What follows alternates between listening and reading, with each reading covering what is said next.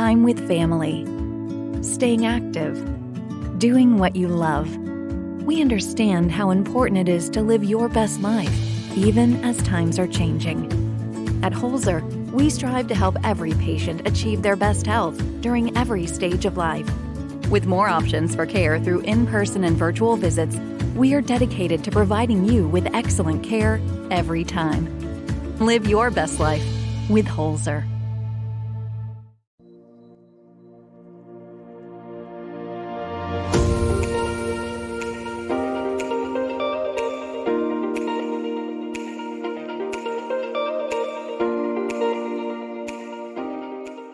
Hello and welcome to the newest episode of Talk of the Town, brought to you by Holzer Health System and the Gay County Chamber of Commerce. I'm the Executive Director of the Chamber of Commerce, Josh Wellington, and a little bit change of schedule this week. We had announced that we were going to have the representatives from the John G. Center on, and due to some scheduling conflicts, we've changed that, and they are upcoming in a future episode, but we have a surprise guest today, and I am really happy to have them here.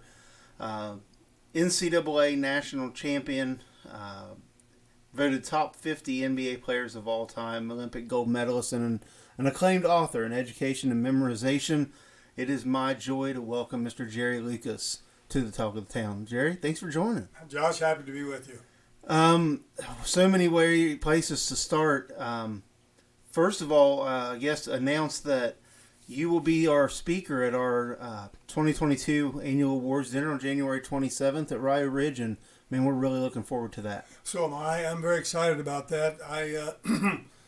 I love the opportunity. I love to let people know what I've done, especially what I've done in education.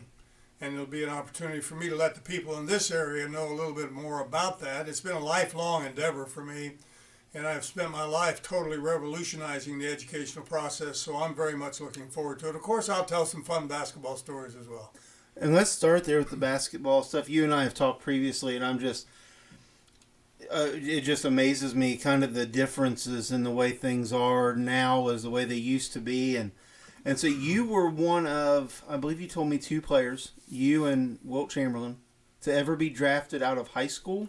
Well, at that time, it was totally different. I don't know if there were others that were drafted under that rule, but an NBA team could draft a player in high school if he lived within, I think it was a 75-mile radius of where the franchise was located. And the Cincinnati Royals were in the NBA then. They're now the Sacramento Kings. They've moved a couple of times since then. And so my home of Middletown was only like 30 miles away from Cincinnati. So I was drafted, but I must tell you about that because it was an incredible gamble that the NBA teams took. If they selected a player under those rules in high school, that player had to be their first-round draft choice the year that player's class graduated from college. Whether that player went on to play college basketball or not, no matter what happened to that player, if that player had had a very unfortunate accident and had his legs amputated, he still had to be their number one draft choice that particular year.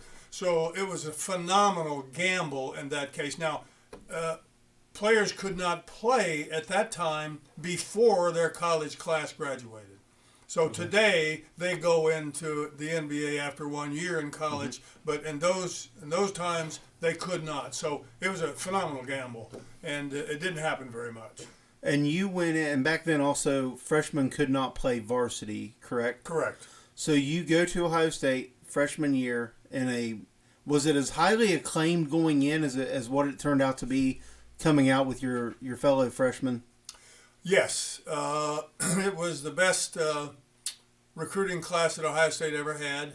Matter of fact, two of us ended up being elected in the 50th year of the NBA as two of the top 50 players of all time, and then recently the two of us were elected as in the 75th year anniversary of the NBA as two of those top 75 players. So it was a remarkable group of people. It was myself and John Havlicek's the player I'm talking about, Bobby Knight, and nobody's ever heard of Bobby Knight, of course. Right. Gary Gerhardt and Mel Knoll. And so it was a phenomenal team, and we could not play any games other than games against our junior varsity prior to Ohio State home games. We couldn't play any other teams. And so then we played in St. John Arena, Right. And when the freshmen would play home games, the arena was full. And unfortunately, after we played, many people left. And when the varsity came out, it was not full, which was a terrible thing to have happen, but it did because there was so much anticipation about that particular team. And of course, we went on to be a great team and won the national championship. And you were coached by, was it Fred Taylor was the coach Fred at that Taylor, time? great person, great coach, wonderful man. I mean, he was like a father figure. He knew the game. And obviously, when you're a coach, you have to know how to handle individuals because everybody's different. Yeah. You know, everybody comes from a different situation and they have a different, they grow up in different atmospheres and et cetera. So it's quite a juggling act to take care of all that. And he did a great job doing that. So you graduate from Ohio State after the 4th year. You've got a national championship under your belt, and you head to the Cincinnati Royals. And was Oscar there at the time when you got there? Yes, he was. But before that, while I was still in college, I had the opportunity to play in the Olympics. Okay. In 1960 in the Olympics in Rome, which was one of the most incredible experiences of my life. And we won a gold medal, and it was just incredible. And Oscar was my teammate on that particular team as well. He was one of my teammates, as was Jerry West. And those two, of course, are top 50 and top 75 as well. That was the best amateur team ever assembled. And, of course, as you said, then I joined the Cincinnati Royals, but after a delay of a year after I graduated from Ohio State. The Cincinnati Royals offered me $30,000 a year. Now, wow. Folks, did you hear me? $30,000 a year. Today, the top NBA players make $49.5 million a year. But I was offered $30,000, a 3-year contract, $90,000, $30,000 a year. And George Steinbrenner, a name that many people will understand and know, owned a basketball team in Cleveland. The Cleveland Pipers. They were in the old ABL league, not ABA, which later merged with the NBA, but ABL, American Basketball League, which was founded by Abe Saperstein, the owner and developer and founder of the Harlem Globetrotters. Same person that recruited Bevo out of college to travel. Rio Grande, absolutely. So George came to me and said he wanted me to, play for the Cleveland Pipers, and he offered me $40,000 a year to play. So I signed a contract with him and the Cleveland Pipers, but never got to play because the league folded before the season began, and George never paid me a nickel. Oh, no. And so I kidded him through the years at banquets and so forth. I said, George, you still owe me some money. It was kind of fun. But then what happened was a couple of businessmen in Cleveland, Ohio, Howard Marks and Carl Glickman were their names. They came to me and said, Jerry, we will pay you the $40,000 that George was going to pay you, and we want to use your contract to attempt to get an NBA franchise in Cleveland. And so, to make a long story short, they did. They got approval from the NBA Board of Governors to have an NBA franchise in Cleveland in 1963.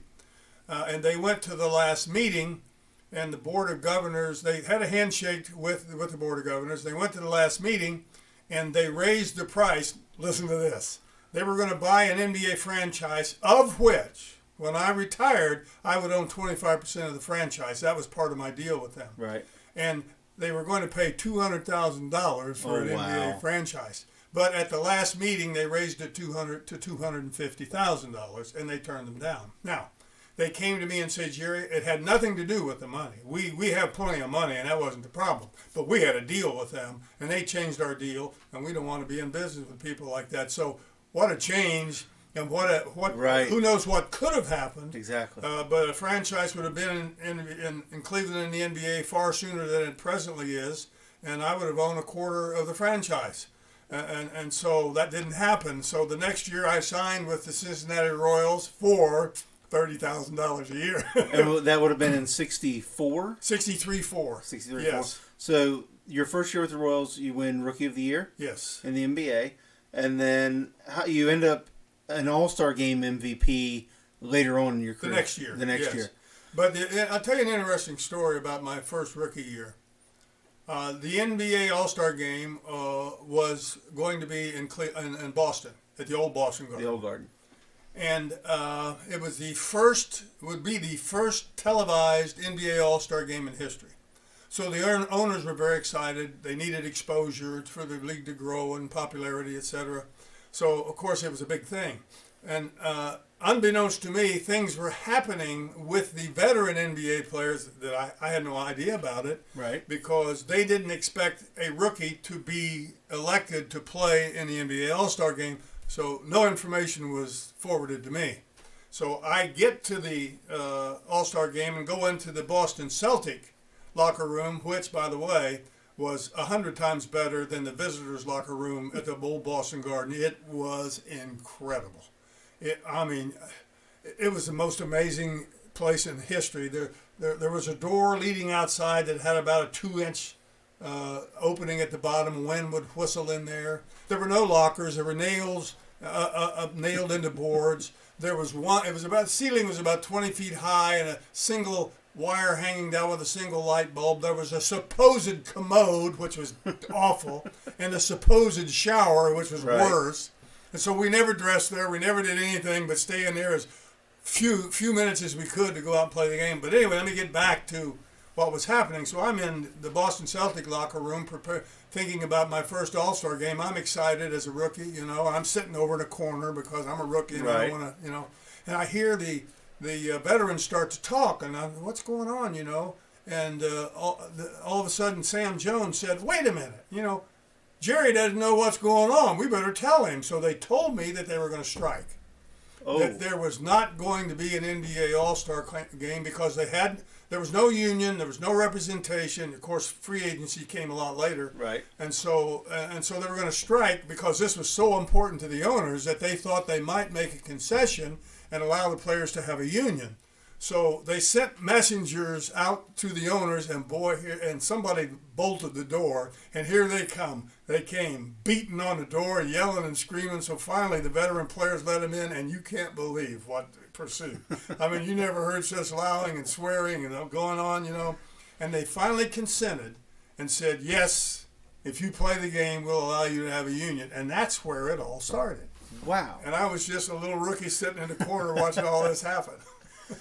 So you said, you know, free agency comes along later. So you eventually end up in New York. Right. But by trade, there was no, when the contract is over, free agency, go where you can go. No, not when I played. There was not. I mean, you belonged to the team. If they traded you, you had to go to that team or you didn't play. You know, so I was very happy to be traded to the Knicks. Very happy.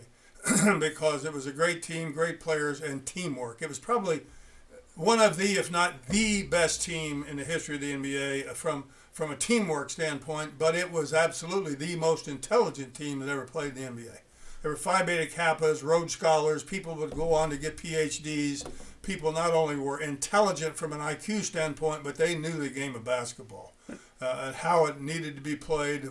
The team concept was primary, and it was the most fun I had as a professional player. And who were some names that people would recognize that were on your teams in New York? Walt Frazier, Earl of Pearl Monroe, Dave DeBusschere, Bill Bradley, Willis Reed, Phil Jackson. Unbelievable. Of course, Phil went on to become the winningest coach, obviously, in the history of the NBA. And so it was a remarkable group of people. That's crazy. So you played until what year? 74. I retired in 74, retired early. I still had 3 years left on my contract because I wanted to devote my life to education. It had been of incredible importance to me in my lifetime. And it was incredibly interesting how it all began. I don't know if you're interested in hearing Absolutely. that. Well, as a boy growing up, I had a phenomenally active mind. Had to be involved doing something. I began to count everything I saw and try to remember it. When I got to school and learned how to spell, I began to spell every word I saw or heard of or saw on a billboard or read in a book alphabetically. I would rearrange the letters in the word and put them in alphabetical order, which it's no good for anything, but it kept my mind busy. Right. For instance, the word cat is spelled C-A-T, but alphabetically it's A-C-T. A comes before C, C before T. There's a picture, C-E-I-P-R-T-U, microphone, C-H-I-M-O-P-R. I can do it much faster than that with any word you ever think of, but it kept my mind busy and active. And then in the fourth grade, something happened that changed my life I didn't know it at that time, but it would, and gave me the direction for my life. Now, before telling you this, I must tell you that children never have a problem learning prior to going to school. And we said, wait a minute, what are you talking about? And they never forget what they learned prior to going to school. Right. What do you mean? How can that be? Well, we all as children learn as our parents point to and identify objects. That's a chair, that's a cat, that's a dog, that's a tree, etc. It's impossible to forget these objects because God has given us a remarkable ability that causes everything we've seen and identified to reappear in our mind when we just think of it. For instance, if I say to you and your listeners, please do not see a zebra in your mind, it's too late. You already saw a zebra, Yep. But not an elephant or a giraffe, there they are. So we cannot forget items that have an identity and that are tangible. But unfortunately, when kids go to school, everything they're called upon to learn is intangible and abstract and has no identity. I mean, if a hippopotamus walked in here, we'd recognize it and know what it was. But if a pronoun walked through that door, you have no idea what it was because you've never seen one. Exactly. So this teacher came in that day and said, today, class, I'm going to teach you how to remember the names of the Great Lakes. And some of your listeners may have heard of this, but it changed my life. She said, to do that, I want you to see the Great Lakes in your mind. Can you do that? Yes, we all said. Now I want you to see homes floating on the Great Lakes, and here's the reason why. Homes is spelled H-O-M-E-S, and those are the beginning letters of the 5 Great Lakes, Huron, Ontario, Michigan, Erie, and Superior. And I thought to myself, I'll never forget that as long as I live. Right. Every time I think of the Great Lakes, I'll see homes floating on them, and I have Huron, Ontario, Michigan, Erie, and Superior. Then the next thought that went through my mind gave me the purpose for my life and the direction of my life. I thought to myself, what if I could picture everything I needed to learn? And the game was on. I mean, from that day to this, everything I looked at and saw and read, how will I make that visual? How will I make that visual? And I spent my life doing that. And so by the time I decided to retire from basketball in 1974, I had 24 years of experience doing that throughout my educational life, beginning to teach others, etc., and beginning to write about the subject. And so I retired to devote my life to revolutionizing the educational process in America. And to do that, I realized the main problem in education was preschool through the 6th grade, because that's where we lose them. They turn off, I don't like this is no fun. And they quit mentally, physically, whatever. So I realized I had to solve those problems, and I had to know more about those subjects than anybody had ever walked the face of the earth. So I began. For the next 40 years, I got up at 3 a.m. and went to bed at midnight. You can't get anything done lying in that sack. And I read literally hundreds and hundreds of textbooks. Took copious notes. Most boring thing I've ever done in my life, by the way. But not only did I take copious notes because I didn't want to overlook any rules or how it was being taught, etc., but as I was doing it, I was picturing everything I was reading about in the process, because I now had 24 years of doing that and could do it with anything, numbers, words, it didn't matter. And so after about 4 or 5 years of this, I thought I was ready to begin. I had gotten many PhDs, if you will. Yes. You see what I'm saying? Yeah. Now, not in a classroom or in a school, but from practical experience, I had gained many PhDs. Right. So I had tens of thousands of pictures in my mind that weren't going to do anybody any good. So I hired a young artist. His name was Mike. And I said, Mike, let's get started. He was very creative. And we had a little fun with him the first day. Josh, you'll like this. I said to him when we sat down, I said, okay, Mike, let's get started. First thing I want you to do is draw me a picture of a pronoun. Well, he looked at me with a very puzzled look on his face, and he said, what'd you say, Mr. Lucas? I said, let's get started. Please draw me a picture of a pronoun. He said, I can't do that. I said, why not? He said, what's a pronoun? Nobody's ever seen a pronoun. I've read about it, but what's a pronoun? So I said, Mike, you're going to draw tens of thousands of things nobody's ever seen, and we started. No computers then. Began filing them away. Then computers came in. I began to develop curricula, and I have totally revolutionized the educational process. Now, everything children have to learn has an identity. So it can be learned as easy as a cat, a dog, a tree, or a monkey. And you won't forget it, because you think of a monkey, you see a monkey. And so it's remarkable what I've created. Some exciting things have happened. Some exciting meetings are coming up within the next 2 or 3 months that could revolutionize and change the educational process forever. So you develop this curriculum, and you're ready to show a different way of teaching students. And you say, things are coming to kind of change that, but how big of a process is that going to be? You're changing decades of the way it's always been. How do you turn that world of education on its head? Well, it's really, to me, it's going to be quite easy. Because once parents and educators realize what I've created, what I've done, I mean, it will spread across this country like a wildfire. Because parents are constantly coming, can you help? I said, well, and most of them want help with literacy, learning to read and write, which you know, and I could I could talk to you about some basic things there that are just unbelievable, and those problems have been solved. But that's the most important thing. If a child can't read and write, they can't do math. They can't do anything else. And we have millions of young people who never learn to read and write. But I pictured every sound in the English language. Nobody's ever seen a sound until I came along. But some things are happening. I'm going to have a couple of meetings in the near future. Matter of fact, I have a meeting scheduled next week in Governor DeWine's office. Okay. And I'm going to meet with the educational department of the state of Ohio and show them everything I've created and what I've done. And hopefully something very exciting will happen from that, because when they see what I've created, they will see that the problem has been solved. I also have talked with Gordon Gee, who is presently the president of West Virginia University, and I'm going to have a meeting with him, his educational people, and others sometime after the first of the year. So, in this, both or one of these meetings or something, I know something very spectacular is going to happen, because once these people and these educators see how all of these problems have been solved, they will be very excited. Now, for instance, let me tell you something about learning to read. There are only 3 things that a letter in the English language can do. It's quite simple. A letter can make a normal sound, which are the basic sounds that are made by letters. A long A, a short A for apple, for the ape, and there are 2 more A sounds. Or it can be silent, because it make a normal sound, 1. It can be silent, 2. Or it can make a sound that's not normal, 3. That's all it can do. It's that simple. So if you have a way of picturing all those things, and they're visual, and you cannot forget them, and you know how to use them, learning becomes very simple. And so, there are a lot of things that in the past have been very complicated. Definitions are ridiculous, some of them. They use words that nobody understands and defining, like diphthongs and digraphs. It's ridiculous, you know. And I've changed verbiage so that kids can, and educators, I've talked to a lot of teachers, they don't understand it, Right. So I've changed verbiage, like part of a digraph, and part of them are consonants and part of them are vowels, which is confusing to start with. And I've separated them, like there are consonants that change their sounds, and I call them consonant changers, which makes sense. Mm-hmm. Anybody knows consonant changers, well, that's a consonant that changes its sound. And I have unique ways of picturing a consonant and what they do and how they do it, and you have to see it to believe it.